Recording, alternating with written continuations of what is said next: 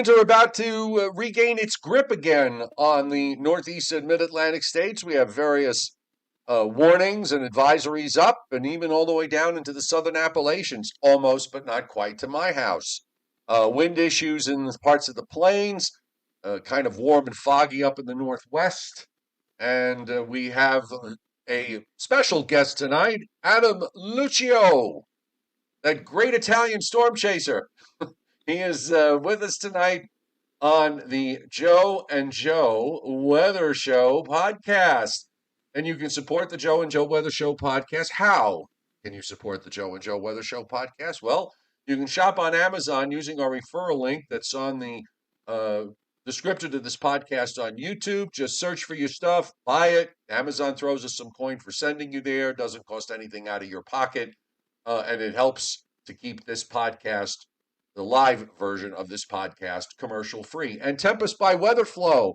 Get the revolutionary Tempest weather system. Join the fastest growing observing weather network on the planet. The link for this is pinned to the top of the chat board. It's also on the descriptor to this podcast. And of course, Joe Rayo has that secret coupon code. Is it really secret? I don't think Not really. so. Everybody knows it. And everybody got sick of the last one. Well, if everybody uses this new updated coupon code, which is Winter 2026, you are to get 10% off anything you purchase from the good folks at Tempest. Good deal.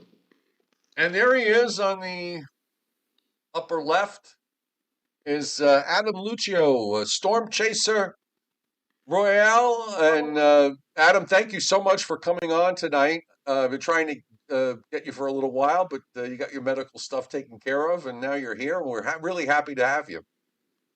Yeah, thanks for having me. You know, I had the root canal last week. Surprise toothache sprung up over the holidays.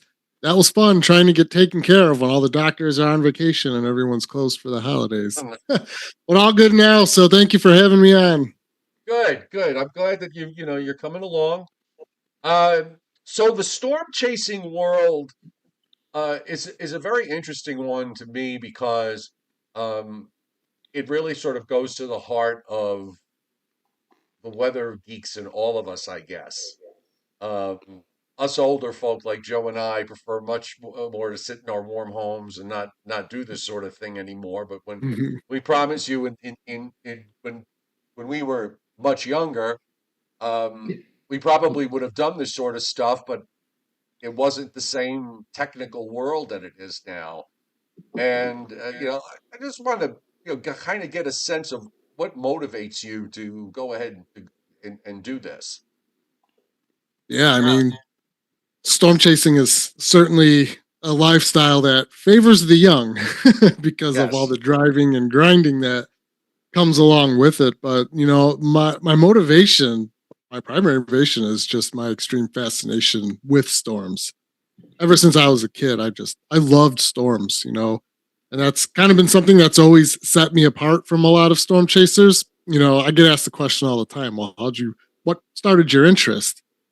For most people, it was a childhood event that affected where they live, or it was the movie Twister, or they had a fear of storms, and in order to get over their fear, they decided to start learning about it, and it sparked a passion. But for me, that love of storms was always there ever since I was a kid. Whenever there was thunder and lightning, I was glued to the window.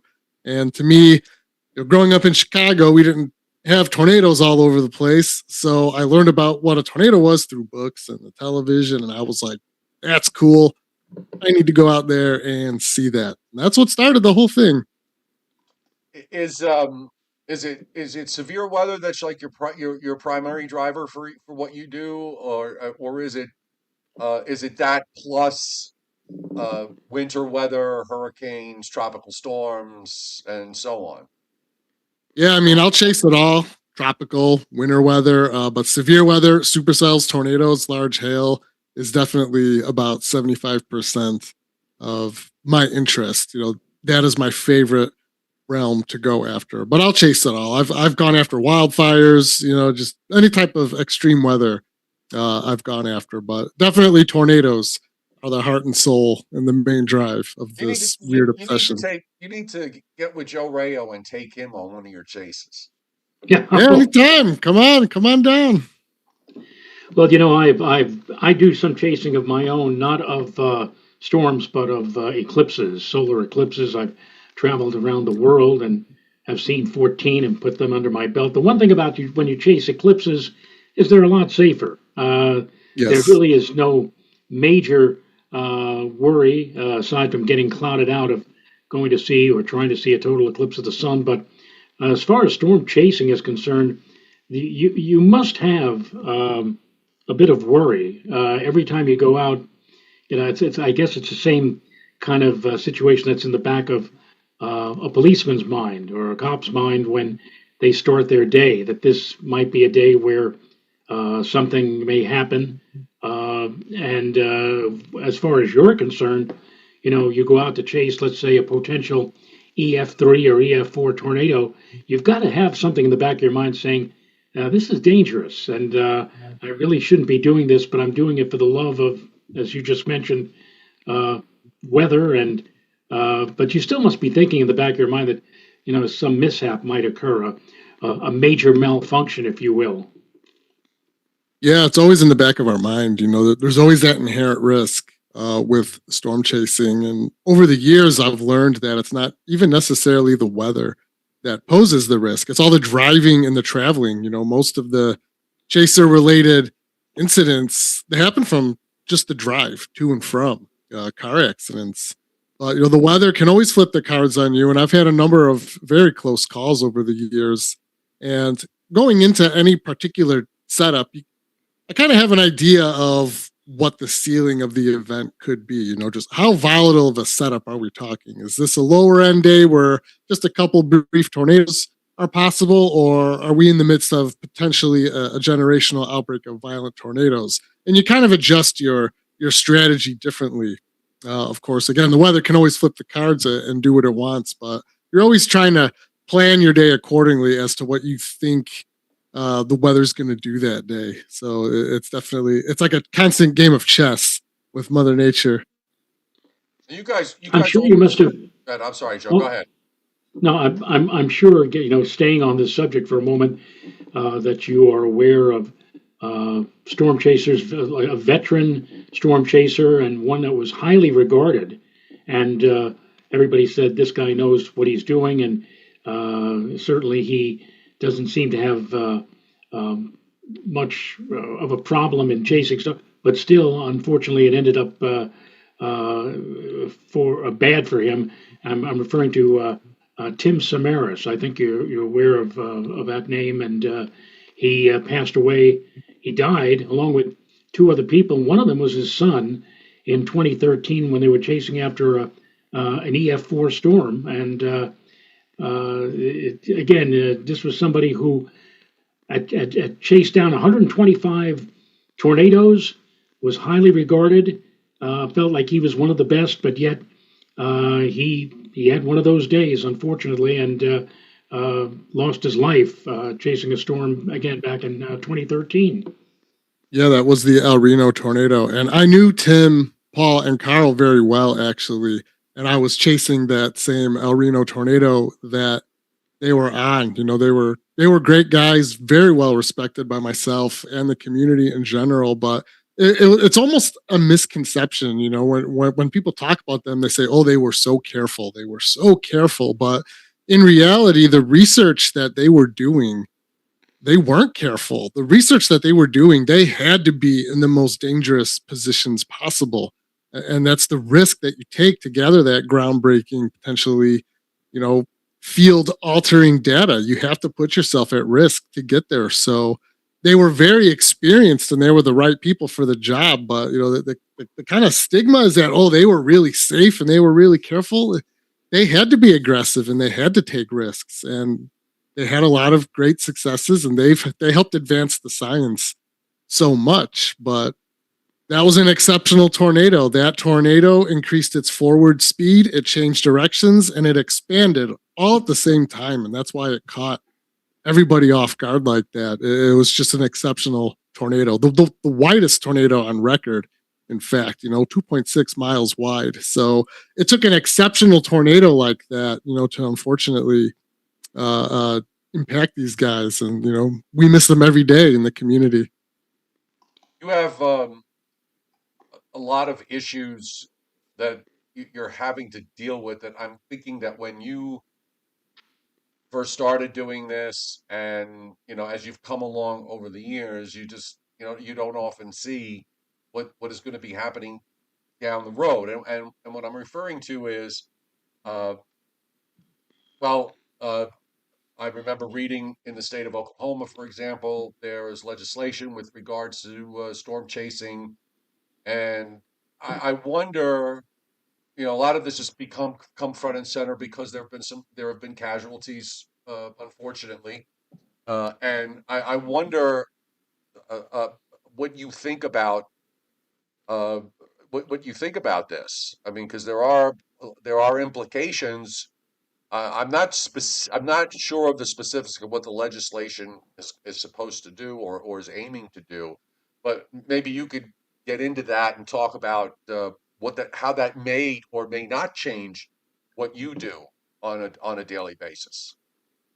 Yeah, so that was a real hot topic last year. A senator in Oklahoma introduced legislation to not necessarily outright ban storm chasing, but the general 101, what they're trying to do here is it more has to do with disaster zones. If a tornado moves through a town, or there's a long track high impact tornado currently ongoing, they want to be able to set up roadblocks to keep what they call recreational storm chasers out, and only allow like emergency services and what they consider trained storm chasers into the scene. Now, the big problem is, where do you draw that line between who's a trained storm chaser and who's just, a recreational storm chaser? Of course, everybody thinks they're a professional. I view myself as a professional. Somebody who just starts chasing for a year, they of course think they're a professional. Everybody views themselves in that light. So where do you define that line? And the big issue that came up that upset a lot of people was one of the criteria was you have to chase for a media station or a local news station in the area to get these special privileges to be allowed to go through. So now it becomes this whole thing of like, oh, they're just trying to, the TV industry is trying to look out for their own, some of these guys are even more reckless than the recreational chasers that they claim are causing the problems, and I've witnessed this firsthand. Some of these TV media guys they're obnoxious out there. They're tailgating me. I'm already doing 75 miles an hour in the rain, and they're riding my butt trying to pass me up a hill. Like, they're no better than the people they say that are causing the problems. And there are a lot of problems out there. Chasing is more popular now than ever. It's easier now than ever. You can make more money doing it now than ever. So there are issues with chaser convergence and chaser traffic. I mean, there are times where I'm out there and it's unbelievable the traffic jams you end up in on some of these days. So, yeah, I mean, it's maddening. It's frustrating. Every storm chaser hates it.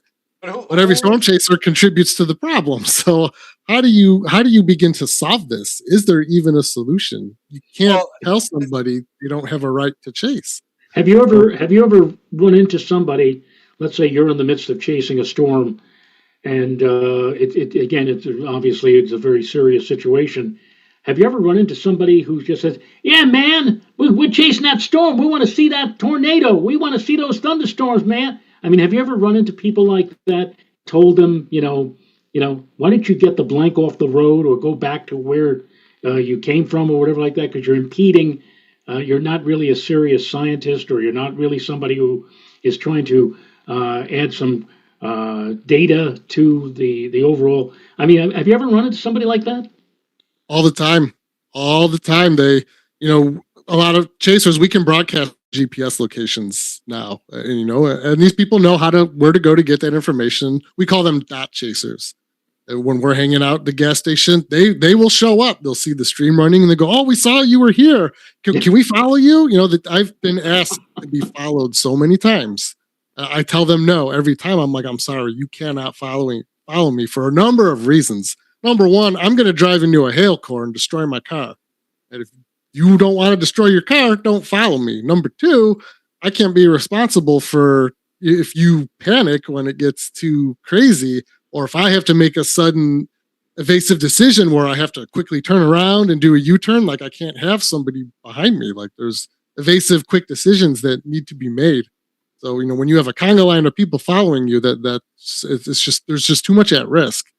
But they're out there, and again, it's one of those things like, this is America. Like, everyone has the right to go out and do this if they want. But the reality is there are some people that probably shouldn't be out there, and there are some people I wish weren't out there. But where do you draw those lines? Because there's people who can say the same thing about me. And also, who draws those lines?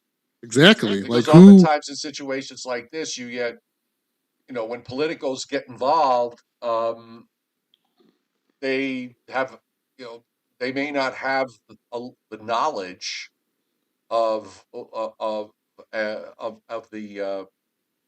subject matter at hand, and they start drawing lines in places where they shouldn't be drawing lines, and on the other hand, maybe they don't draw lines in places where they should. Exactly. And I've run into this issue a little bit with local law enforcement, and I respect local law enforcement, but there's sometimes they're trying to tell me what to do. And it's one of those situations where it's like, I know more than you about this storm. I know where it's going. I know what to do. Like, you blocking the road is actually putting more people in danger. So again, yes, exactly. Who gets to draw those lines? And that was the problem that started to arise with this bill. Is it became this buddy system where the TV stations were all scratching each other's backs, when they were lobbying the politicians, and the law ended up passing. It kind of died. So it didn't really go nowhere. But they did say that it wasn't dead entirely, and it's possible that it could be revisited this year. I haven't heard anything since then, but it kind of it fell flat last year, and it hasn't really been brought up since. But I have a feeling it won't be the last attempt at something like this. Tom Contino on the chat board asks, has there ever been a situation where you were chasing and then you had to retreat because you were in fear of your own safety? Oh yeah, several times. We could do a whole show on those close calls, but one there's a couple that stand out to me. One was October 4th, 2013 in Wayne, Nebraska.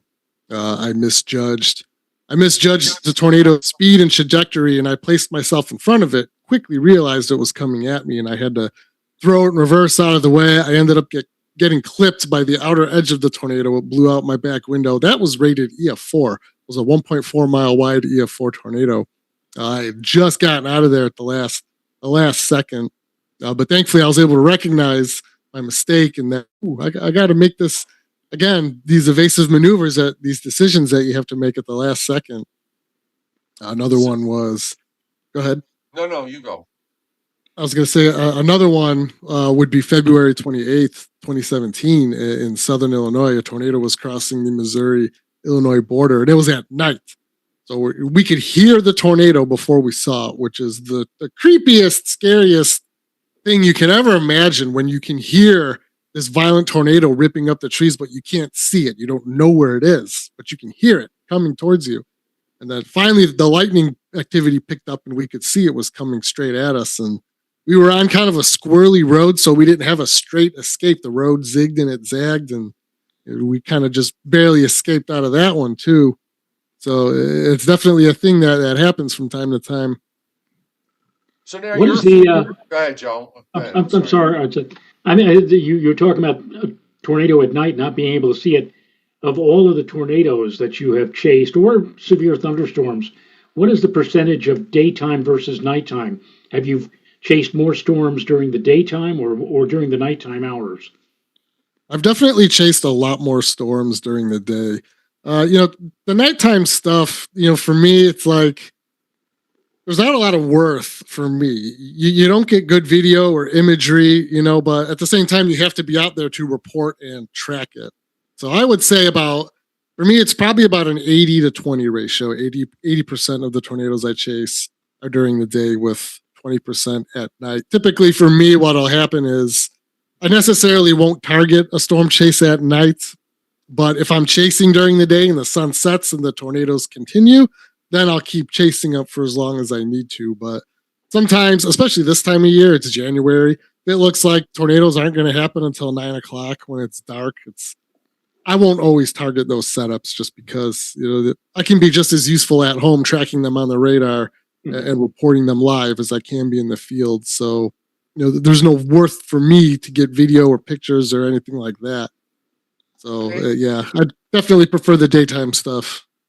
David on the chat board was interested in where your base, where your base is, your home base is, and how far do you travel to chase? Yeah, I am north of Dallas in a suburb called Lakewood Village, closer to Denton, Texas. So we'll call it the DFW area. But I'm born and raised, grew up in Chicago, so I bounce back and forth between Dallas and Chicago a little bit. But I basically live here in North Texas, and I'll travel wherever I need to, whether it's Montana, whether it's Georgia, Ohio, New Mexico, all over the plains, wherever I need to. So you touched on a couple of posts, a couple of posts that caught my eye, which sort of motivated me to want to bring you on to talk about this because we're seeing these, monumental advances in AI, artificial intelligence, and I have to say that because they're actually, I found myself kind of surprised when I was talking to friends, as I use ChatGPT, and I was really, surprised that a lot of people, at least people our age, Joe and I, because we're in our 60s, didn't know what ChatGPT was, or if they did, they knew very little about it. And you're going to be running into issues, and you and I were talking about this before the show started.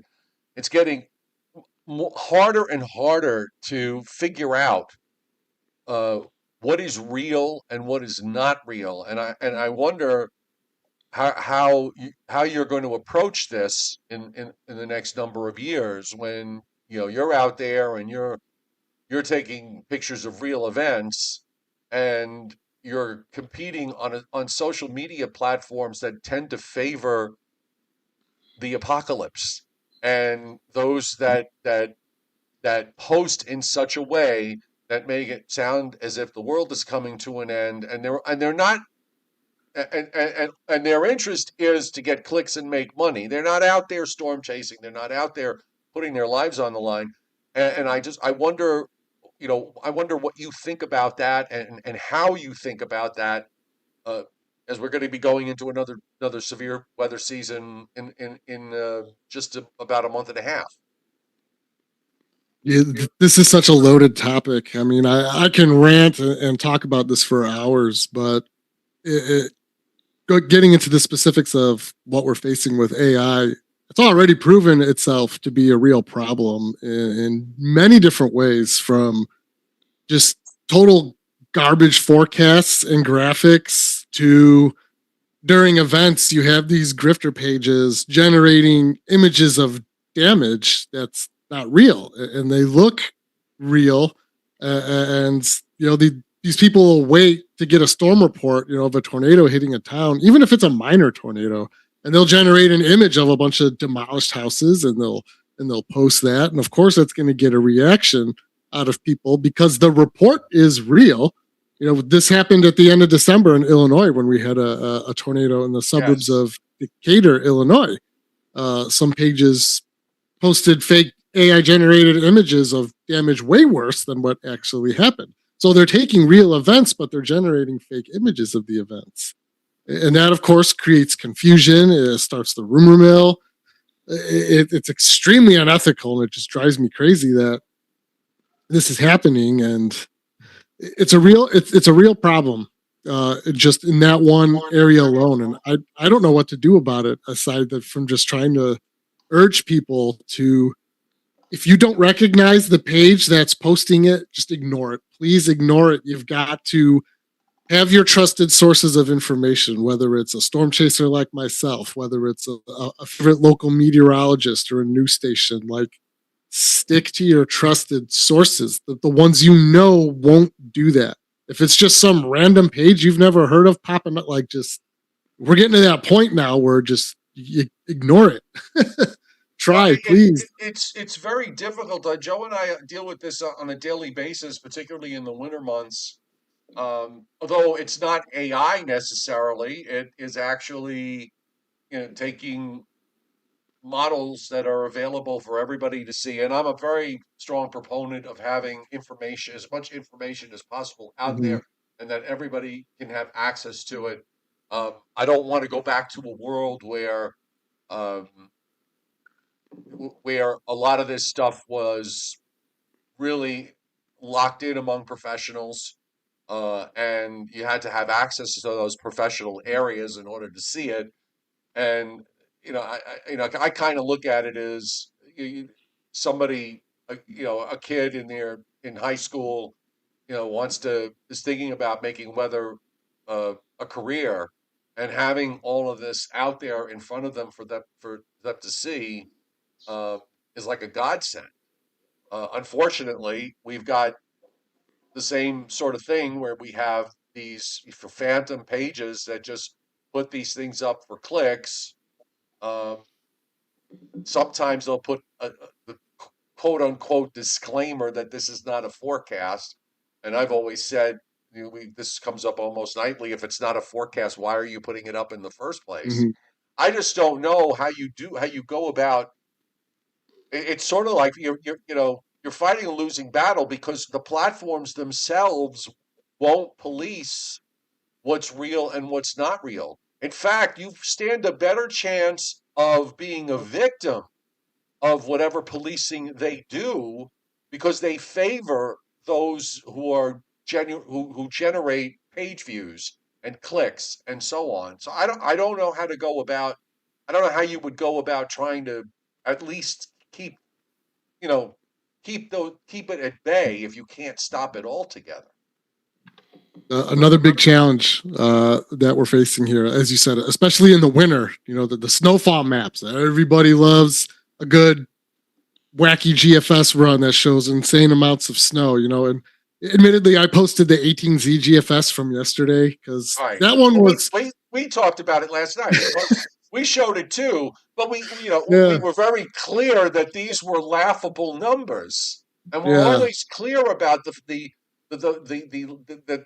are laughable, almost never, that just doesn't happen type of numbers. Yeah, But that one was so special. I just had to share it. So, but when we're talking about the root problem, you're exactly right. The sites themselves, they favor that interaction. They favor that clickbait. So to a small percentage of it, when people who run their pages that way, it's almost one of those things where it's like, well, don't hate the player, hate the game, right? They're just playing the game. Again, it's an immoral game. yes, um, and we all have access to this information, but you have a responsibility to present that information ethically and accurately. Just slapping not a forecast over it doesn't absolve you of your sins, like, even though some no, people may think it does, because this is how the public is going to perceive it. The general public, they don't give a damn about the technicalities of weather. Like, we're weather enthusiasts. I understand it. You guys understand it. The intricacies of these forecast models, like, we get it. We understand it. For the general public, it's not their job to understand this stuff. They're coming to us because they just want to know if it's going to hit their house. They want to know if it's okay to drive. They want to know if their flights are going to be canceled or if they need to, reschedule a dentist appointment or something. That's all they care about. That's what they're coming to us for. That's our job. So these days, it's so easy for anyone to come off as legit.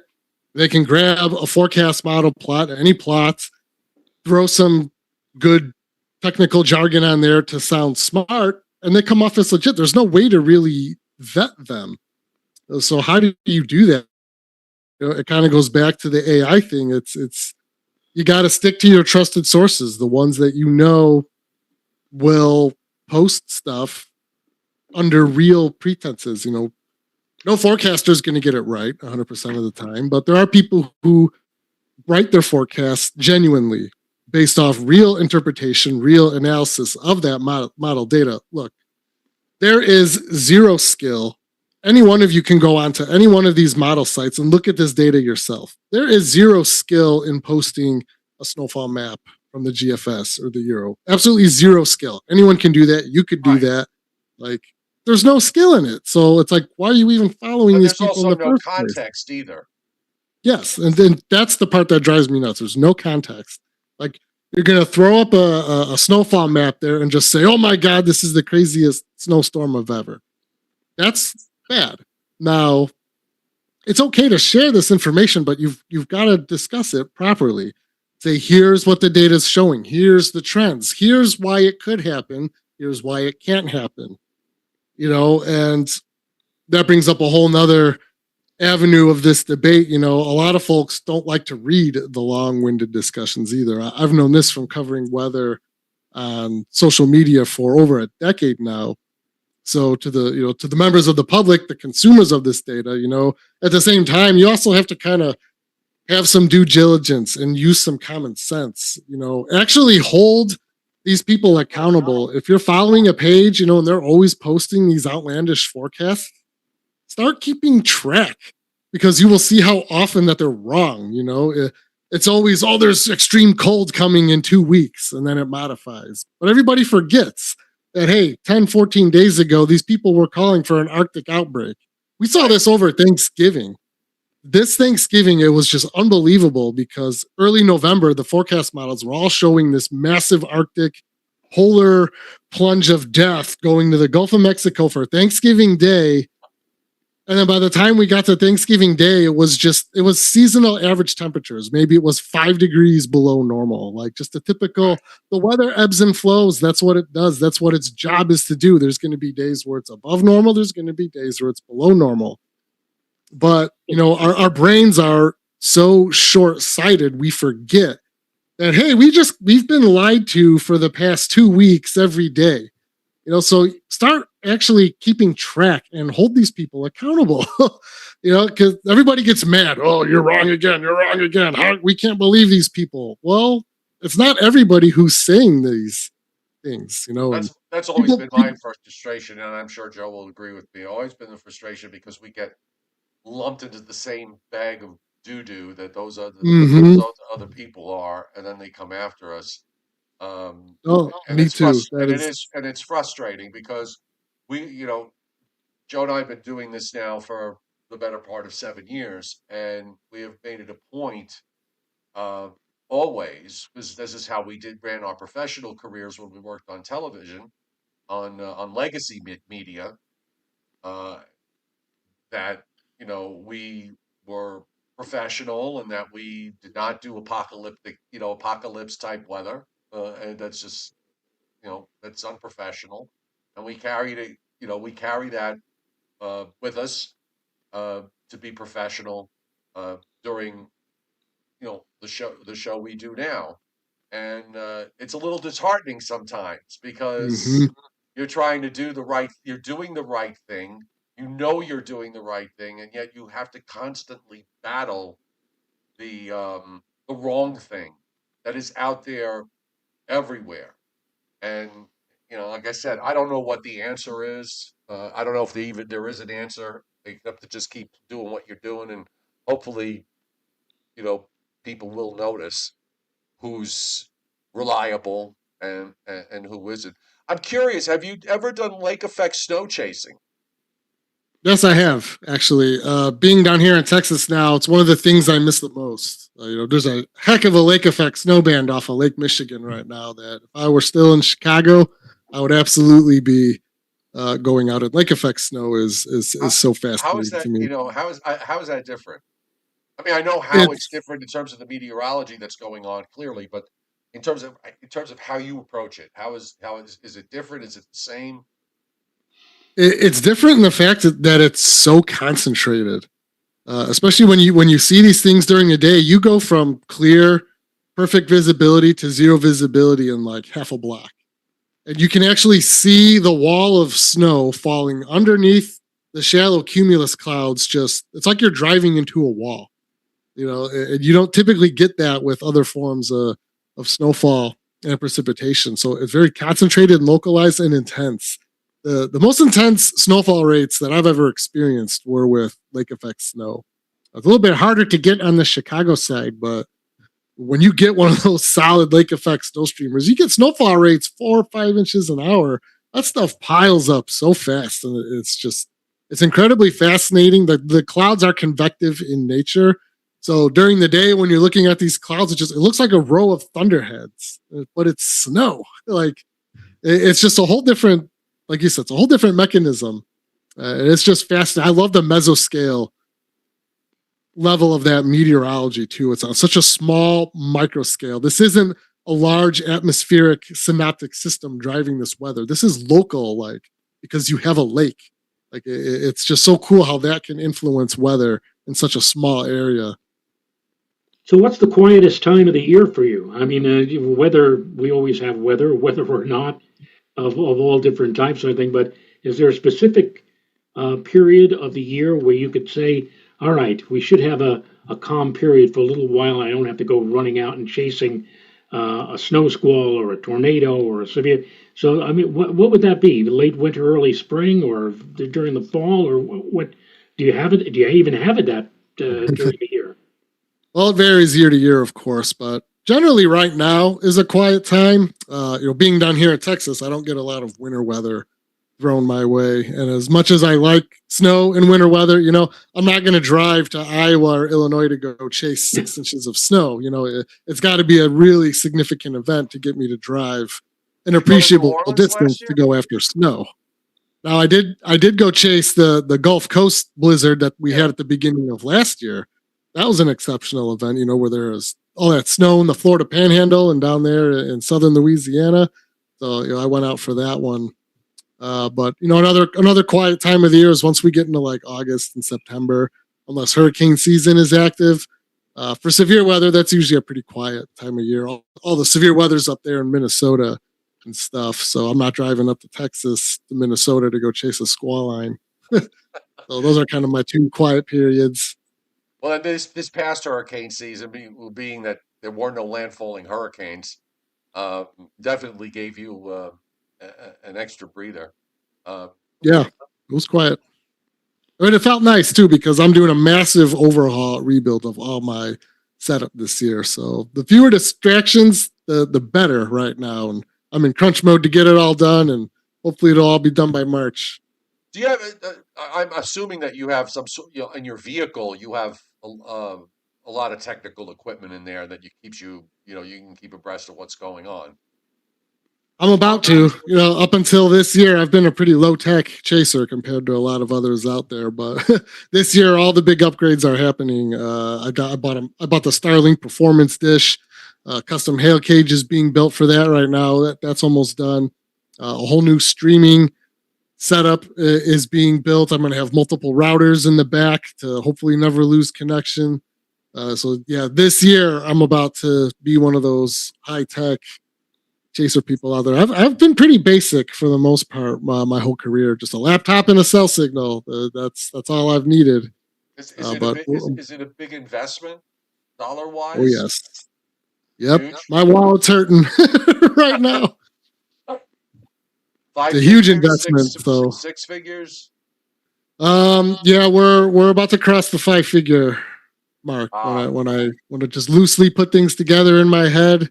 The Starlink dish alone was $2,200. Then you got to spend the money on the routers and the wiring and the all the materials I'm buying for the hail cage, the data plans. I mean, this stuff isn't cheap. No. Joe, do you have any? Joe, do you have any final thoughts, questions? How much mileage do you put on your car each year on average? On average, about 30 to 40,000 miles a year on my car. That's storm chasing, Joe. That's storm chasing. 2 storm I got tours and then an oil change. Yep. No, they love me there. Now I got a couple tours each year. for a company. So it's nice when I'm not using my own vehicle. It's like, yes, here's 8,000 miles. That isn't my own vehicle. But on my own vehicle, I usually run between about 30 to 40,000 a year.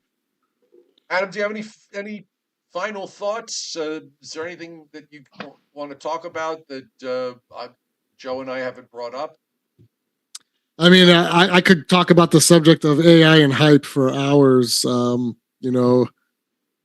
touch up a little bit more on that. The big challenge, especially when it comes to the hype front, is a really fine line in this world between conveying that to people that they need to be prepared for weather events and not unnecessarily scaring the crap out of them for no reason. So that is a razor thin line. So for people like myself, not only is dealing with the hype a challenge, trying to sift through the noise and the grifters and all that, but it's how do I make sure I don't fall victim to that as well? Because I'm trying to get my stuff seen. It's a competitive world out there.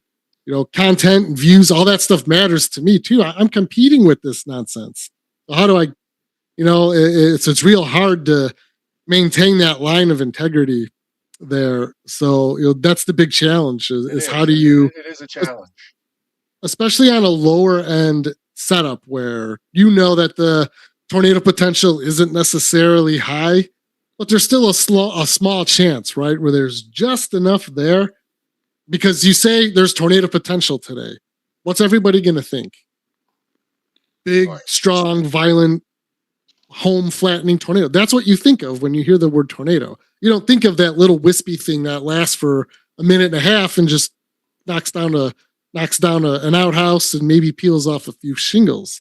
So when I say, hey, there's a tornado chance today, now everybody thinks I'm talking about these big, world-ending tornadoes. So, you just got to try to be really clear in your messaging and just be honest, and say, hey, these are my thoughts. Try not to cross that line, but it's a hard line to stay on the right side of it. It really is. Oh, by the way, we should also emphasize, I mean, this is what you do for a living. Mm-hmm. Yeah, I mean, this is not like, you got a regular job and and you go do storm chasing. Storm chasing is your job, and you earn you make a living out of it, and it's an honest living. It can be a profit. You want it to be a profitable living, and you're right. It's hard. With all the impediments that are there from the standpoint of the social media world that we live in, it is very difficult to try to you want to be honest and you want to be hypeless, as I would put it, and I applaud you for doing just that, and you've been storm chasing for how many years now? I guess that depends on what you consider my first year of storm chasing. Ever since I got my driver's license back in 1998, I just drove around in the rain. When did you start? When you realized that this is what you wanted to do for a living? When did that point where you're including in your mindset? Okay, how do I get cash flow out of all of this? I would say that began in 2007. So I'm approaching 20 years. Doing this for almost 20 years. Yeah, it hurts. That hurts to say, but yeah, we're approaching the 20-year mark. I would say 2007 was my first kind of year where I said, "All right, I'm all in on this." It's taken a long time to get to this point. And you have, and you storm chasers have. I mean, you all know each other for the most part. It's overall, it's still a very small community. You ask any storm chaser, myself included, will be like, "Oh my gosh, there's so many of us." We're all getting in each other's way now these days. But at the end of the day, it's still a very small community in the grand scheme of the human population. But yeah, we all much know each other. If we don't know each other personally, we know of each other. Right. We had last year. We had a member of the group Girls Who Chase Storms. Oh yeah. Chase. Yeah. And do you know any of the young ladies who are running around chasing after some of these big storms? Or Yeah, I know plenty of Jen Walton. She's head of that organization. That's a very cool cause that they're doing. My better half, Chelsea Burnett, she's done some work with Girls Who Chase as well. So yeah, I know them. I like what they're doing. I think it's a cool thing that they've started up. That's I interesting. respect the heck out of those women who are out there showing up the men sometimes. Like, that's awesome. That's interesting. You say though your better half is your wife into storm chasing as well? Is that how you met? It in fact is. She does storm chasing as well. Her big focus. She gives weather presentations for a company that I helped start in Illinois called Storm Science. They do weather outreach and education to schools and libraries. They do demonstrations with liquid nitrogen and cloud explosions and all this fun stuff. But yeah, she's into weather too. We met at ChaserCon in 2011. We were seeing other people at the time, so we didn't reconnect until 2015. But yeah, that's when we first met. Adam, thank you so much for coming on, and taking the time to join us here on the Joe and Joe Weather Show podcast. We really, really appreciate it. You were really insightful. Gave us a opening a window for us to look into a world where we we see you out there. We know you're out there, and want to we want to gain a better understanding of what it is you do. And thank you for coming on tonight. Oh, thank you for having me. I enjoyed it. Like I said, I could talk about some of this stuff for hours. Well, you know what? We'll have a you on loaded again.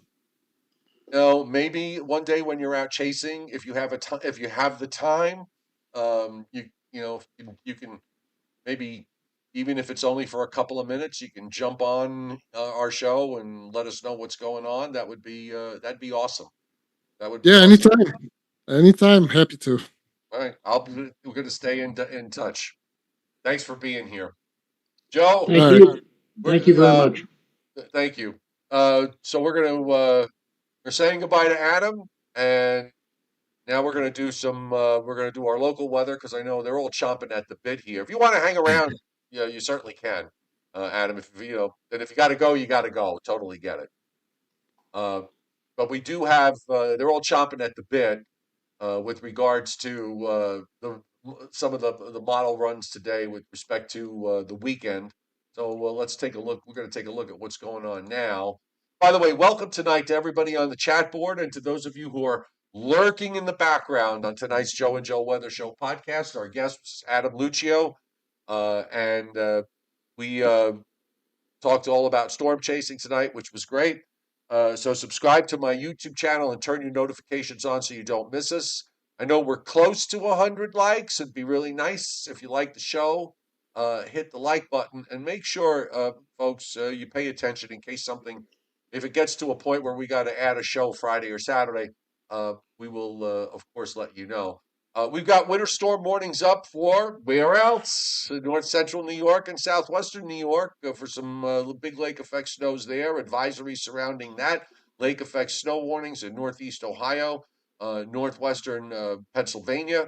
Also around the lakefront in Michigan. We're seeing some winter weather advisories there. High wind watches up in the plains and fog out in the west. And here comes the next cold front, Joe Rayo. And in fact, there's two of them. Good call last night, because you mentioned the fact that these fronts lately have wanted to slow down, and this one looks like it's doing just that.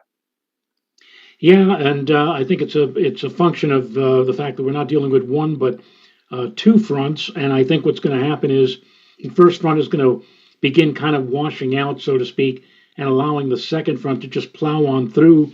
But it's going to plow on through probably after 7 or 8 o'clock tomorrow morning. Once it does, however, we're going to see the winds begin picking up out of a westerly direction. Good cold air advection is going to stabilize the temperature and may actually cause the temperatures to fall later on in the day. As far as precipitation, we've got, or at least I have here in the lower Hudson Valley, a chance for some spotty light shower activity overnight. But as far as changing over to snow and causing all kinds of mayhem in the AM, I don't really think that's going to happen. I mean, it's quite possible, that we'll see some wet snowflakes in the air tomorrow morning, but I don't think it's really going to be amounting to anything. There's certainly, I don't think, will be any kind of school closures or even school delays. And in fact, by tomorrow afternoon, the sun will come out. And that plus the gusty winds, again, temperatures probably will bottom out. And it's going to be a mild night tonight. I mean, the temperatures normally here in the lower Hudson Valley at this time of the year are in the lower 20s. Tonight, again, we're going to see temperatures above normal, probably in the 30s to even near 40. They'll be there tomorrow morning when you get up and head on out to work or school. And then, as I said, the temperatures will kind of flatline or stabilize as the colder air rushes in. We may see the temperatures again drop later in the day after, say, 3 or 4 o'clock. And then a clear night, windy night tomorrow night, a blustery day, but I think a mainly sunny day on Friday. And then, Joe, the next problem or problems comes our way for the upcoming weekend. From the model runs I looked at, there's a chance there may be some wet snow mixed with rain on Saturday. But the big question mark is Sunday. Sunday, we were, as of yesterday, we were saying, oh, well, looks like that supposedly large-scale storm that everybody had been talking about for the better part of a week. Actually, the one that we were talking about would be the one that we were expecting for the end of this week. But right. there's a second system that everybody was keeping an eye on, and that looked like it was going to go out to sea, much like the first. But the GFS over the last 24 hours has been saying, in its own numerical way, wait a minute, we're going to start trying to push this thing back to the west. And maybe, just maybe, we might get some snow in here on Sunday. If you use the logic of front slowing down, because the setup going into this weekend is very similar to this one, and I've got the upper air, this is the European, and you'll notice there's a southern shortwave, and you sort of see from Illinois, southwest into Texas, but it just basically gets swallowed up by the next upper low that's plunging into the Great Lakes. It's still an identifiable feature on the late afternoon run. And in fact, the European actually gives a couple of inches out of this. But the GFS, and you want to be careful here, folks, because we were just late. We just were forced down this path, okay, with this model. And it's doing it again. It's got a much more vigorous southern feature that goes negatively tilted. And then the next system that's dropping down from Canada behind it is doing it in a slower fashion. So there's more room, which is why the GFS has got a much more developed coastal low, particularly on the 12Z run, which I had a really good laugh at. But on the 18Z, which appears to be a little more reasonable, where you do get very good. We got our 100. We got 100. I mean, if you look at the surface here tonight, low in western Pennsylvania to western New York, the two cold fronts come on through, and then you jump to Saturday. It's kind of the same thing. The difference is that low, the first low with the weather front, the next Arctic boundary, weakens, and then you get development Saturday night and Sunday, which includes snow for me, which I'm hoping, and running up, along the coastal plain. So, it's not impossible, but I really don't want, from a standpoint of a forecaster and outlook, you'd be foolish right now to even remotely attempt to try to figure this out, because you know what, Joe? If that next short wave, if that next Canadian system that's dropping in behind it, much like this one, comes down faster, it'll just squash it. And all you'll be dealing with this weekend is another simple cold front or multiple cold front passages that don't really amount to very much. We're going to need at least, tomorrow, maybe we'll get a better sense tomorrow, or maybe you have to wait till Friday. Yeah, the GFS and to a lesser degree, the Icon and the Canadian models all have been hinting that this system for Sunday will be a bit closer to the coast and may bring a bit of snow. However, the European model has been very consistent and saying, what snow? It's going to keep that storm pretty well out away to the east. So until they all get on the same page, and again, that might happen tomorrow, it might happen on Friday, it might not even happen until Saturday, we really are going to scratch our heads and wonder exactly what's going to happen. But you may be right, Joe, that whatever we see over the next 24 hours, we may have a rinse and repeat cycle again for Saturday late into Sunday. All right. Yeah, I don't want to completely say, completely throw it off the table. Um, again, the 18Z European, just to show you, did actually skim the coast just a little bit with this. But actually, also, this is another thing that I don't quite understand. It has, the lead front has a little ripple on it that it brings some snow Saturday morning on the European. And that's really where the model does the one to, the European model late this afternoon actually has like a coating to a couple of inches out of this. I don't know how real this is. And then you get the wave development and you see the snow along the coast of Georgia, South and North Carolina, but then that passes just south and east and goes out because the northern stream is coming down and sort of squashing it all and forcing everything to the east. So yeah, let's wait. Certainly, we're going to have to wait till tomorrow to have a better sense of this. It wouldn't shock me though if it turns out to be a repeat performance of what we just went through or what we're going through tonight. So on And I that should point note, out also, I mean, the European, the 18Z European is trying to forecast, a little bit of accumulation with that system on Saturday. yeah, But in the same token, if you look at the thermodynamics, especially if you look at it on tropical tidbits, which we always look at, right, it shows the near or below freezing temperature line basically across Orange County and north of 84. And for places that they have, a little bit of accumulation further south, let's say down towards southern Westchester, even into southern Connecticut, the temperature is indicated to be at 18Z, 1 o'clock on Saturday at around 35. So whatever, and it's a daytime event. So whatever we get on Saturday, if we do get snow, keep in mind that whatever accumulation we get may be confined to colder surfaces, not the paved surfaces, and that the snow would be rather wet in consistency, and it might even mix with a little bit of plain old rain. all right. On that note, let's we'll say goodnight. We'll hold Briller Jeopardy up for tomorrow. Because we'll be here tomorrow at the usual shopping time, 7:35 p.m. Eastern time. Thanks for being here. Thank you for the 100 likes. And thank you for the new subscribers, by the way. We picked up a couple of hundred subscribers in the last few weeks, which is really nice. So the family is growing bigger. And we like Joe. We like that the family is growing bigger. So on that note, we'll see everybody tomorrow. We'll be here. Bye bye.